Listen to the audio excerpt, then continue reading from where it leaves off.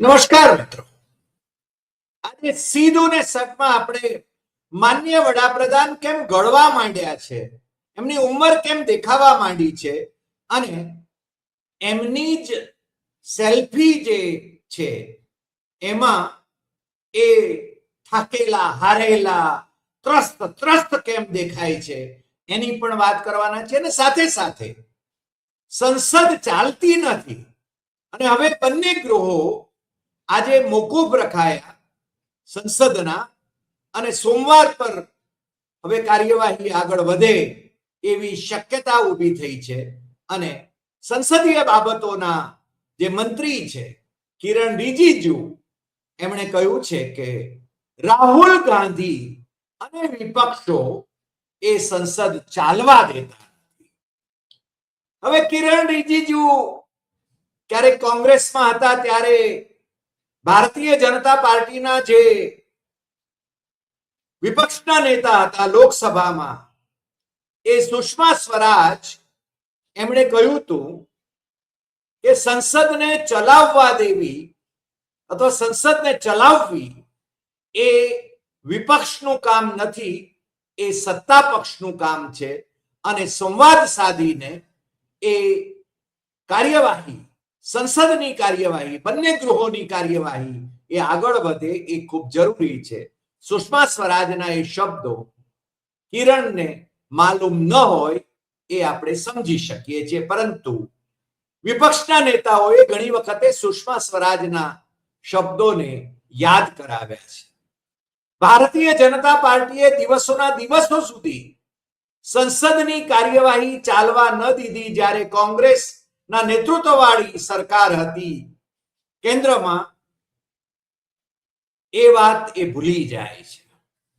પણ અત્યારે જે પ્રશ્ન ઉભો થયો છે એ તમને ખ્યાલ છે કે સોનમ વાંગચુક, જે ભારતીય જનતા પાર્ટીની સરકારની આરએસએસની એની જે સંયુક્ત ડિઝાઇન હતી એના ભાગરૂપે અહીંયા 26 દિવસના વિદ્યાર્થીઓના નીટ પેપર લીકના આંદોલનના સંદર્ભમાં ઉપવાસ કરીને હવે એ ઉપવાસ તોડી ચૂક્યા છે. કારણ કે જેપી નડ્ડા અને જીતેન્દ્રસિંહ, આ બંને મિનિસ્ટરો, એમને મેદાંતા હોસ્પિટલમાં ગઈ રાતે જઈને મળ્યા હતા અને એમને ખાતરી આપી હતી કે સંસદમાં ચર્ચા થશે. અને સોનમ વાંગચુકે શિક્ષણ મંત્રી પ્રધાનનું રાજીનામું માંગવાની જે એમની મુખ્ય માંગણી હતી એ છોડી દીધી છે. માત્ર એના ઉપર થોડીક ચર્ચા થાય તો સારું. હવે આ પ્રશ્ન એ સોનમ વાંગચુકને ઉઘાડા પાડી ચૂકે એવો છે. અને આપણે અગાઉના વરિષ્ઠ સંપાદક અજય શુક્લ સાથેના એપિસોડમાં તમે બધાએ જોયું જ હશે કે સોનમ વાંગચુક અને એમના પિતાશ્રી એ આરએસએસ માટે શું કાર્યવાહી કરતા હતા અને લડાખમાં આરએસએસને સ્થાપિત કરવા માટે, ભારતીય જનતા પાર્ટીને મજબૂત કરવા માટે એમણે કેટલા પ્રયાસો કર્યા છે. એ મોદીના કેવા ભક્ત હતા એની વાત પણ એમણે કરી છે. અને એમના પત્ની એ આરએસએસના પ્રચારકના દીકરી છે એ વાત પણ અજય શુક્લએ આપ સૌને જણાવી છે. એટલે મારે એના વિશે, એમના સંબંધો વિશેની વાત કરવી, હવે આગળ વિગતે વાત કરવાની જરૂર નથી, કારણ કે આ એપિસોડમાં આપણે ઘણા બધા મુદ્દાઓ લેવાના છે. આજે કોન્સ્ટિટ્યુશન ક્લબ ખાતે કેન્દ્ર સરકારના મંત્રીઓ સાથે કોકરોચ જનતા પાર્ટીના હોદ્દેદારોની અથવા પ્રતિનિધિઓની મંત્રણા યોજાવાની હતી. પણ એ મંત્રણા યોજાવાના સંદર્ભમાં જ એમણે બહુ સ્પષ્ટ કરી દીધું હતું, એમના જે સ્વયં ઘોષિત અધ્યક્ષ છે, ફાઉન્ડર, સંસ્થાપક અધ્યક્ષ છે અભિજીત દીપકે, એમણે અને એમના પ્રવક્તાઓએ કે અમારી માગણી, પહેલી માગણી એ શિક્ષણ મંત્રી ધર્મેન્દ્ર પ્રધાન એમનું રાજીનામું લેવામાં આવે પછી જ આગળ વાત ચાલી શકે. અને બાકીની માગણીઓ છે એ સરકાર કબૂલે એવી અમે બહુ સ્પષ્ટપણે વાત કરી રહ્યા છીએ. એટલે એ મંત્રણાઓનો કોઈ મતલબ હવે રહેતો નથી. મોદી માટે મુશ્કેલીઓ ઘણી બધી છે, મુશ્કેલીઓના પહાડ હવે આવ્યા છે, કારણ કે આફતને અવસરમાં ફેરવી નાખવાની એમની જે કળા હતી, અને કળા હંમેશા કરી રહ્યા હતા, અને વિપક્ષોને એ વેરવિખેર કરી રહ્યા હતા, અને એમનો વિજયનો ડંકો વાગી રહ્યો હતો, અને દુનિયામાં પોતાનો ડંકો વાગે છે એવી ઘોષણાઓ પણ પોતે જ કરી રહ્યા હતા, કારણ કે સ્વયં પ્રચારમાં એ સ્વાવલંબી છે, એ આપણે બધા જાણીએ છીએ. એક બાજુ એમણે વાંગચુકને પટાવી લીધા છે, પણ આ જે વિદ્યાર્થીઓ છે, જેન જી છે, એ જેન જી એ પટે એમ નથી. 26 દિવસના ઉપવાસ પછી વાંગચુકે ઉપવાસ છોડ્યા છે. એમના પત્ની ગીતાંજલિએ કોંગ્રેસના નેતા રાહુલ ગાંધી પર આક્ષેપો કર્યા છે, પણ રાહુલ ગાંધી એમને કોઈ તવજ્જો આપતા નથી. રાહુલ ગાંધી કોકરોચ જનતા પાર્ટીનું પણ નામ નથી લેતા, ને આખા દેશના જે વિદ્યાર્થીઓ છે, જેન જી છે, એની જે લડત છે, એ લડતને એ સંપૂર્ણપણે ટેકો આપે છે. એટલી વાત એ જરૂર કયા કરે છે, પરંતુ એ જંતર મંતર પર હજુ ગયા નથી. ગઈકાલે એ ગાંધી સ્મૃતિ પર જઈને મહાત્મા ગાંધી ને વંદન કરીને એ બધા એમની સાથે બીજા બધા પક્ષોના વિપક્ષોના સાંસદો પણ હતા, પણ એમને ત્યાં સુધી પહોંચવામાં પણ કેન્દ્ર સરકાર કેવા અવરોધો સર્જી રહી હતી એ આપણે જોયું. અને ગાંધી સ્મૃતિના જે વાઇસ ચેરમેન છે, મને લાગે છે ચેરમેન કદાચ સ્વયં માનનીય વડાપ્રધાન છે, અને જે વાઇસ ચેરમેન છે ગોયલ, જે પહેલા સાંસદ પણ હતા, એમણે તો બહુ સરસ વાત કરી. એમણે કહ્યું કે આ બધા રાહુલ ગાંધી અને બીજા સાંસદો આવ્યા એ બહુ સારું થયું, પરંતુ ગાંધી સ્મૃતિમાં આવીને એને નામે રાજકારણ નહીં ખેલવું જોઈએ. જો બધાનો સૂર આવે છે કે રાજકારણ ન ખેલવું જોઈએ. ભારતીય જનતા પાર્ટી કોઈ રાજકારણ ખેલતી જ નથી. ભારતીય જનતા પાર્ટી તો મંજીરા વગાડે છે, એને તો સ્તુતિ કરે છે, મોદી સ્તુતિ, મોદીના નામના મંજીરા વગાડે છે. એ કોઈ રાજકારણ ખેલતા નથી. એમણે જે રીતે રાજકીય પક્ષોને તોડીને, એમના સાંસદોને તોડીને બહુમતી 2/3 બહુમતીનો ટેકો સંસદમાં એમણે ઉભો કરવો છે, એને માટેની જે કોશિશો હતી એ કોશિશોમાં એ રમમાણ હતા. ત્યાં આ છે ને આફત આવીને ઊભી રહી છે, અને એ આફત એને અવસરમાં પલટી નાખવાની એમની જે વ્યૂહરચનાઓ હતી એ વન બાય વન એ નિષ્ફળ થઈ રહી છે. હવે દીપકેને પટાવવાના છે, અને દીપકેને પટાવી લેવામાં આવે તો પણ આ દેશની જેન જી, આ દેશની યુવા પેઢી, જેને ચીફ જસ્ટિસ ઓફ ઇન્ડિયાએ કોક્રોચીસ અને પેરેસાઇટ્સ કહ્યા હતા, એ લોકો પોતાના આંદોલનમાંથી પાછા ફરવાના નથી. એ બાબત નરેન્દ્ર મોદીને સમજાઈ ચૂકી છે, અને એટલા માટે એ રોજ છે ને વિડીયો શેર કરે છે, અપીલ કર્યા કરે છે, છતાં એમની અપીલ છે ને એ કઈ કામ આવતી નથી. ગઈકાલે મધરાતે મેકઅપ વિના એમણે સેલ્ફીથી એક મેસેજ જે આપવાની કોશિશ કરી, અને જે એમનો એ સેલ્ફી વિડીયો વાયરલ થયો, એમાં નરેન્દ્ર મોદીનો ચહેરો તમે જોયો હોય તો તમને છે ને દયા આવે એવો ચહેરો છે.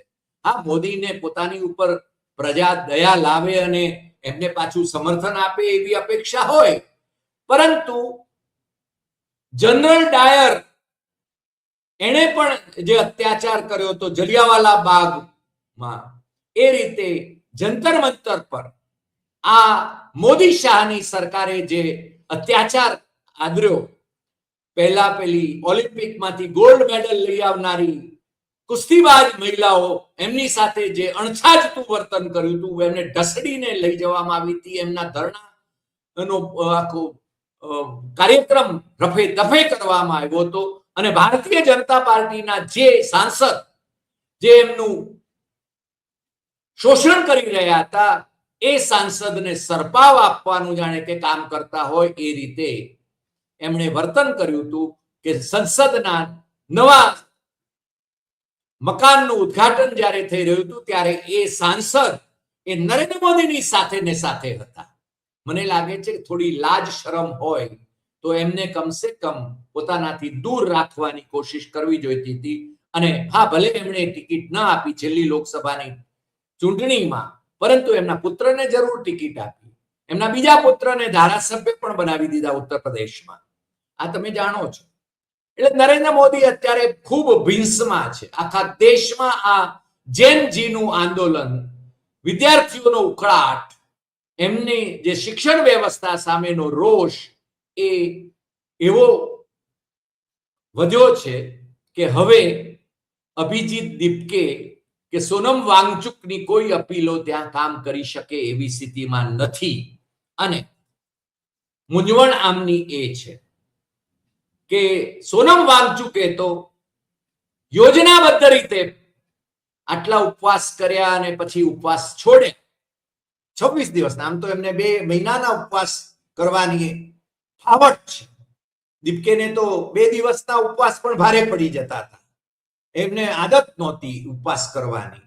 એમને કેમ તારણહાર તરીકે અમેરિકાથી બોલાવવામાં આવ્યા એ તો હવે આમ આદમી પાર્ટીના નેતાઓ જ કહી શકે. કારણ કે દીપકે એ 10 વર્ષ સુધી આમ આદમી પાર્ટીની સાથે હતા, અથવા તો એની આમ આદમી પાર્ટીની જે દિલ્હીની સરકાર હતી એમાં પણ એ નોકરી કરતા હતા. અને પછી એ અમેરિકા ભણવા ગયા હતા. અને એમનું જે ડિપોર્શન થવાનું હતું, ત્યાંથી ડિપોર્ટ થવાના હતા, એને બદલે એમણે તારણહાર તરીકે અહીંયા આવીને આ જેન જીના આંદોલનનું નેતૃત્વ સ્વયં સ્વીકારી લીધું.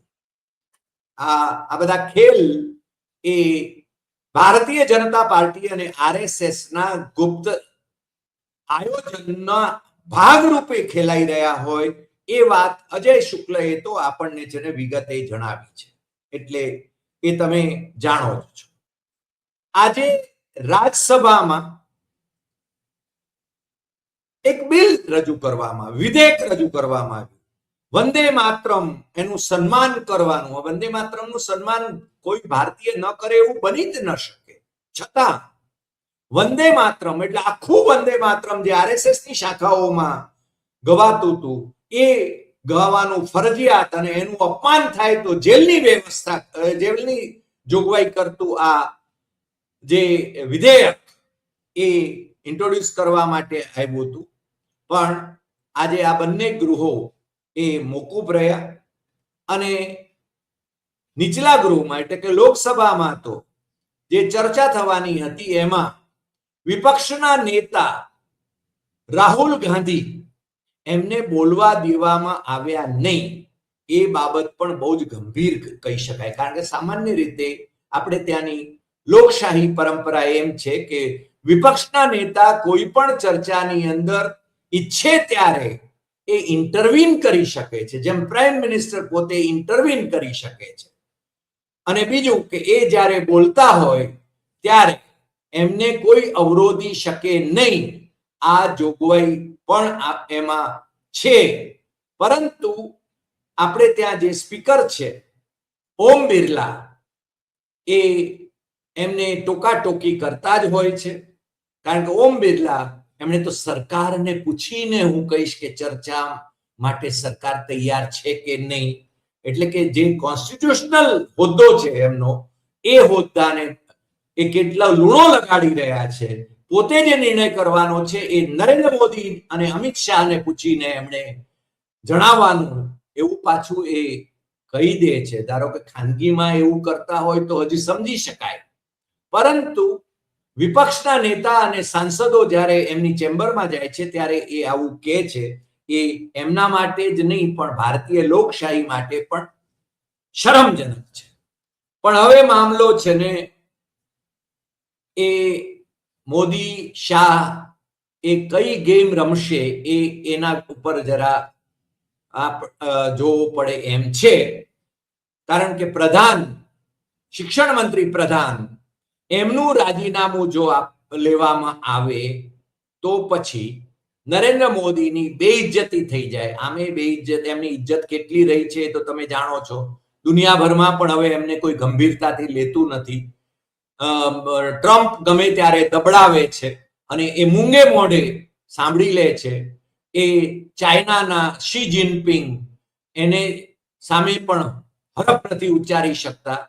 એ જાણે કે ચાઇના અને અમેરિકા એ બંને જાણે કે ભારતના વડાપ્રધાનના માસ્ટર હોય એવું વર્તન એ દાખવે છે, એવું લાગ્યા વિના રહેતું નથી. છતાંય પાછા એમના ભક્તોને એ છે ને વિશ્વમાં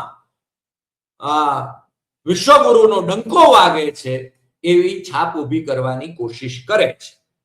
પણ જો પ્રધાનનું રાજીનામું એના ઉપર જેનજી એ અડગ રહે અને એમણે આવતીકાલે અથવા તો પછી થોડા દિવસોમાં એમણે રાજીનામું જો આપવું જ પડે તો એના પછી કોનું રાજીનામું પડે એ પણ વિચારવું.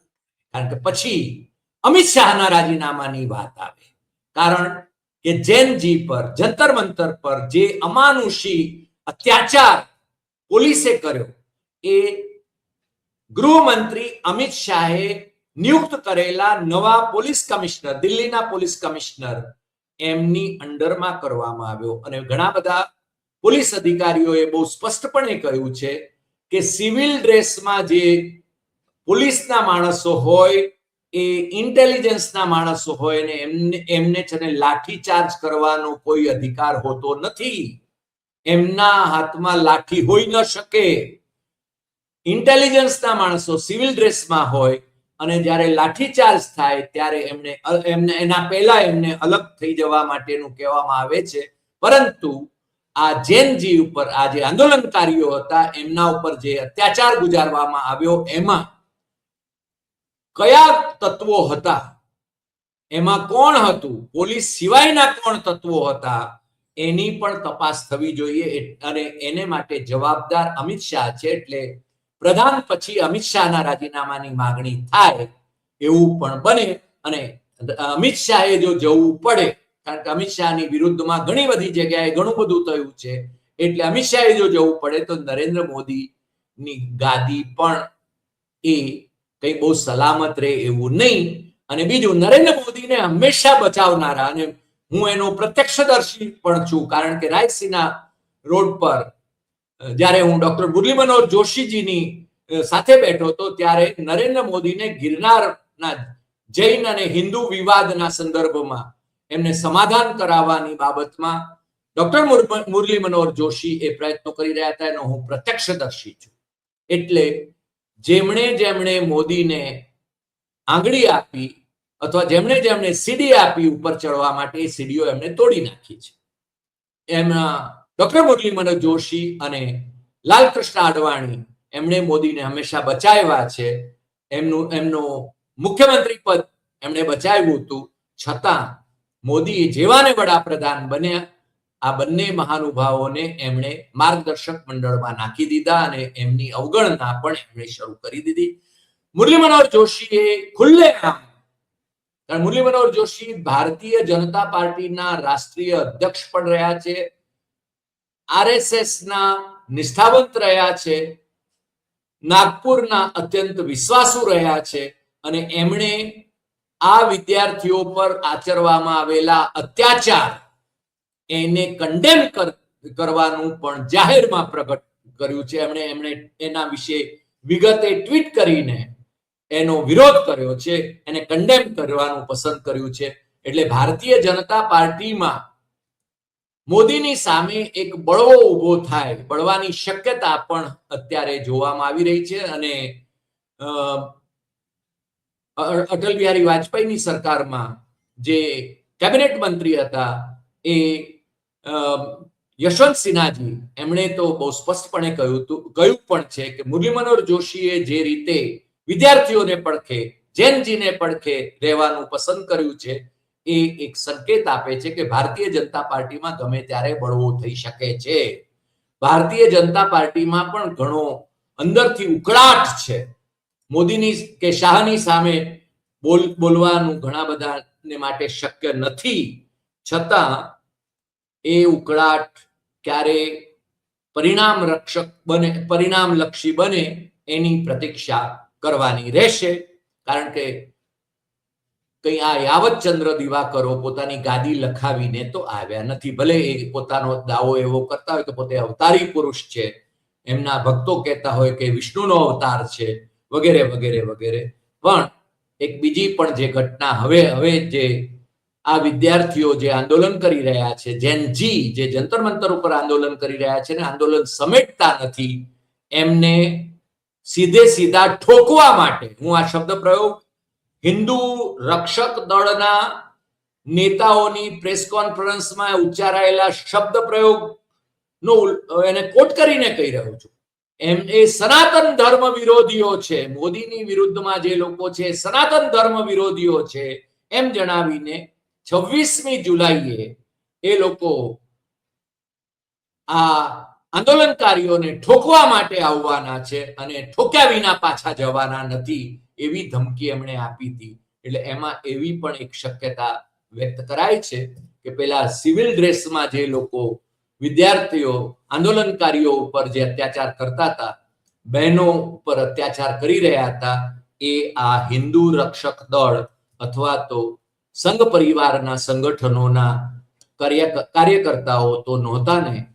આજે આટલી વાત, ફરી મળીશું નવા એપિસોડમાં નવા વિષય સાથે. તમને જો આ એપિસોડ ગમ્યો હોય તો સૌથી વધુ શેર કરશો, લાઈક કરશો, કમેન્ટ કરશો અને આપણી YouTube channel doctor Hari Desai Satyam Evam Tathyam એ સબસ્ક્રાઇબ કરવા માટે મિત્રોને જરૂર જણાવશો. નમસ્કાર.